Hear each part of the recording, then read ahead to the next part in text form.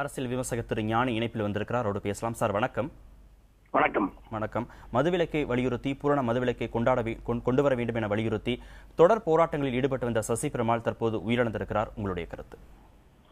மீண்டும் வருத்தம் தருகிறது. ஏனென்றால் அவர் இந்த பல்வேறு இயக்கங்கள் அரசியல் கட்சிகள் எல்லாம் பிரச்சனைகளுக்கு போராடலாம். ஆனால் அவர்கள் எல்லாம் மதுவிலக்கு என்ற ஒற்றை பிரச்சனையில் போராடுகிறவர்கள் அல்ல. அவர்கள் வெவ்வேறு விஷயங்களுக்கு போராட வேண்டிய கட்டாயத்தில் இருப்பார்கள். ஆனால் சசி பெருமாள் வாழ்க்கை முழுக்கவும் ஒரு ஒற்றை லட்சியமாக இதை கையில் எடுத்துக்கொண்டு இதற்காகவே தன்னுடைய முழு அர்ப்பணிப்பையும் செய்து கொண்டிருந்தார். இந்த ஒற்றை கோரிக்கையோடு அவர் தொடர்ந்து போராடி கொண்டிருந்தார். இந்த அர்ப்பணிப்போடு அவரை மறைந்து விட்டது மிகுந்த வருத்தம் தரக்கூடிய ஒரு விஷயம்தான். அதே நேரத்தில் அவருடைய போராட்ட வழிமுறைகளோடு எனக்கு உடன்பாடு கிடையாது. அதை நான் அவரிடம் தெரிவித்திருக்கிறேன், பேசியிருக்கிறேன். குறிப்பாக சாகும் வரை உண்ணாவிரதம் இருப்பதை இன்றைய காலகட்டத்திலே அரசியல்வாதிகளோ அரசியல் சக்திகளோ ஆளுங்கட்சிகளோ மதிப்பதே கிடையாது.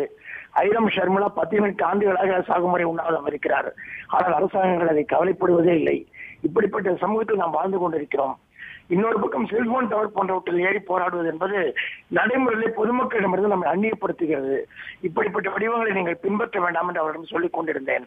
ஆனால் அவருடைய அர்ப்பணிப்பு நம் இளைஞர்கள் அனைவருக்கும் மிகப்பெரிய உற்சாகத்தை தரக்கூடிய அர்ப்பணிப்பு. தொடர்ந்து மேலும் பல இளைஞர்களை உற்சாகப்படுத்தக்கூடிய அவர் இல்லாமல் போய்விட்டார் என்பது மிகுந்த வருத்தம் தருகிறது. பூரண மதுவிலக்கு அப்படிங்கிற அந்த உறுதிமொழியை அரசு கொடுக்கலனா சசி பெருமாளுடைய உடலை எரிக்கவோ புதைக்கவோ மாட்டோம், இறுதிச் சடங்கை செய்ய மாட்டோம்னு அவங்க குடும்பத்தார் தரப்புல சொன்னதாக சற்று முன்பாக சட்ட பஞ்சாயத்து இயக்கத்தை சேர்ந்த செந்தில் ஆறுமுகம் சொன்னாரு. இவங்களுடைய கோரிக்கையை அரசு பரிசீலிப்பதற்கான வாய்ப்புகள் இருக்கிறதா? இல்ல, அரசு இந்த மாதிரியான கோரிக்கைகளும் பரிசீலிக்காது. அரசு மதுவிலக்கை பொறுத்த மட்டும் இருக்கக்கூடிய தமிழக அரசு அவ்வளவு எளிதில் தன் நிலையை மாற்றிக்கொள்ளும் என்று எனக்கு தோன்றவில்லை. மாறாக தேர்தல் களத்திலே மக்கள் தங்கள் வாக்கு பலத்தின் மூலமாக மதுவிலக்குக்கு ஆதரவை காட்டுகிற போதுதான் ஆட்சியில் இருக்கக்கூடியவருடைய மனம் மாறும் என்று நான் நம்புகிறேன். இவர் தனி மனிதனாக தொடங்கிய போராட்டம் அப்படிங்கிறது தனி மனிதனாகவே முடிந்திருக்கிறது. இவருடைய போராட்டத்திற்கு பின்னால் ஒரு வெகுஜன மக்களுடைய ஆதரவு கிடைக்காமல் போனதற்கான காரணம் என்னவாக இருக்கிறது? அவ்வாறு நான் அதை பார்க்கவில்லை.